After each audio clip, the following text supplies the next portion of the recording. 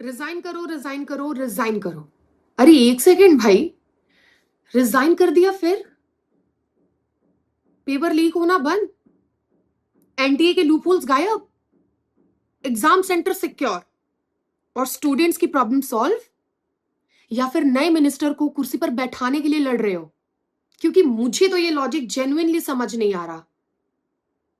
Paper leak हुआ, उसके वजह से स्टूडेंट सफर हुए, 100% जस्टिफाइड, लेकिन सॉल्यूशन क्या है? एजुकेशन मिनिस्टर का रेजिग्नेशन। ये सॉल्यूशन कब से हो गया? ये तो वही बात हो गई ना कि टीम मैच हार रही है और कैप्टन को पवेलियन भेज दो, फिर मैच कौन जिताएगा?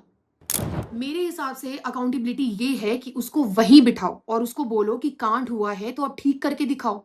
पेपर लीक कैसे रुकेगा? एग्जाम सेंटर सिक्योर कैसे होंगे? स्टूडेंट्स को टाइम बाउंड रिजोल्यूशन कैसे मिलेगा? ये सवाल है, इनके आंसर्स मांगो, इनके लिए प्रोटेस्ट करो, इनके रिफॉर्म्स मांगो, लेकिन एक्शनेबल डिमांड्स का इस प्रोटेस्ट से तो कोई लेना देना ही नहीं है।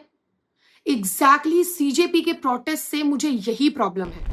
सीजेपी के प्रोटेस्ट में अफजल गुरु और उमर खालिद जैसे आइडियोलॉजी को सपोर्ट करने वाले लोग मिलेंगे, ब्राह्मणवाद से आजादी के नारे लगाने वाले लोग मिलेंगे, एंटी नेशनल स्लोगन्स लगाने वाले लोग मिलेंगे और भीमराव अंबेडकर जी के नारे लगाने वाले लोग मिलेंगे, जबकि वो ये नहीं जानते कि हम भी उनका सम्मान उतना ही करते हैं कि जितना आप करते हैं।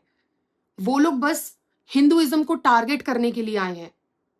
एग्जैक्टली माई पॉइंट इज कि उनमें से कोई एक लीडर ऐसा दिखा दो, कोई भी एक लीडर ऐसा दिखा दो जो इस पर बात कर रहा हो कि लो ये रहे 20 एक्शनेबल रिफॉर्म्स, इसको इंप्लीमेंट करो। ये है पेपर लीक रोकने के तरीके, ये है अकाउंटेबिलिटी फिक्स करने का तरीका, ये है स्टूडेंट्स को प्रोटेक्ट करने का तरीका। है कोई इस पे बात नहीं कर रहा है। क्या वहां कोई भी लीडर है ऐसा जो स्टूडेंट्स को ये बताए कि हाँ भाई ऐसे होता है प्लानिंग, ऐसे मांगे जाते हैं रिफॉर्म्स? पर नहीं, वहां कोई नहीं है। क्यों? क्योंकि उसमें मेहनत लगती है, उसमें रिसर्च लगता है, सिस्टम को समझना पड़ता है। रिजाइन करो चिल्लाना कंपैरेटिवली इजी होता है, पर ये कोई नहीं बताएगा। क्यों? क्योंकि उनकी राजनीतिक रोटियां कैसे सिकेंगी। सीजेपी वालों ने सोनम वांगचुक को यूज किया, उन्होंने चलो स्टूडेंट्स के लिए आवाज उठाया, लेकिन अब जब सोनम वांगचुक के जो उनकी शर्तें थी वो मान ली गई हैं, सरकार की तरफ से मान ली गई है शर्तें, आपको पता होना चाहिए, ये चीज न्यूज पे भी चला है। और फिर इन सीजेपी वालों का कहना है कि सर आपने हमें बहुत सपोर्ट किया, लेकिन अब हम अनशन अपनी तरफ से चला रहे हैं। क्यों भाई?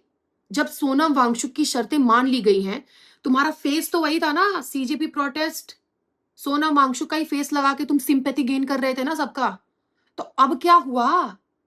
अब क्यों गई है? सोनम वांगचुक को ये बोल रहे हो कि अब हम प्रोटेस्ट को अपने तरीके से आगे बढ़ाएंगे, अपने शर्तों के हिसाब से। अब कौन सी शर्तें भाई? अब मैं फिर से वही चीज बोलने वाली हूं।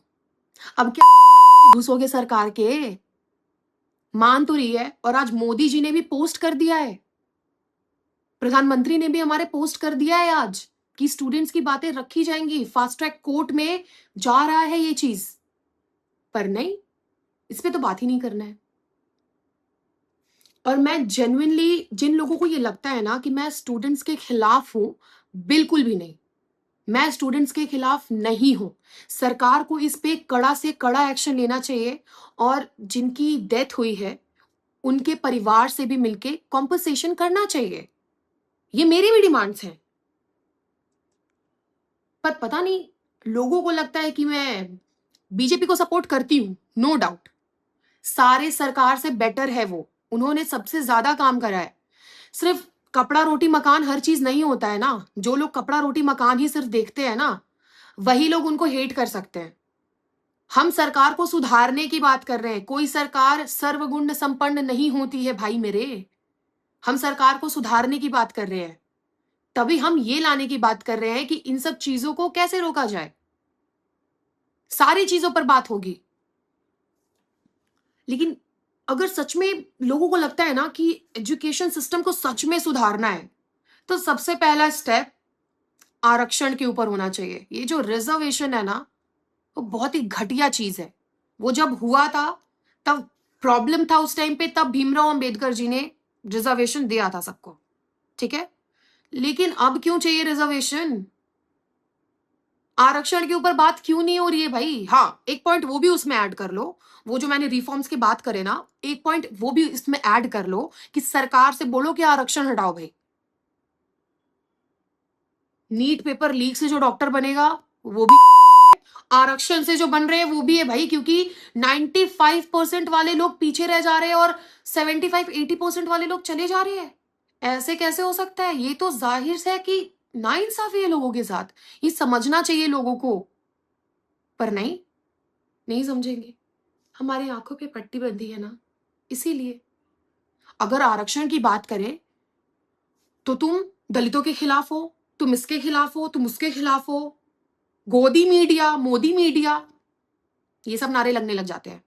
पर ऐसा नहीं होना चाहिए। जो डिजर्विंग है उसी को मिलना चाहिए, जो डिजर्विंग नहीं है उसको नहीं मिलना चाहिए। That's it.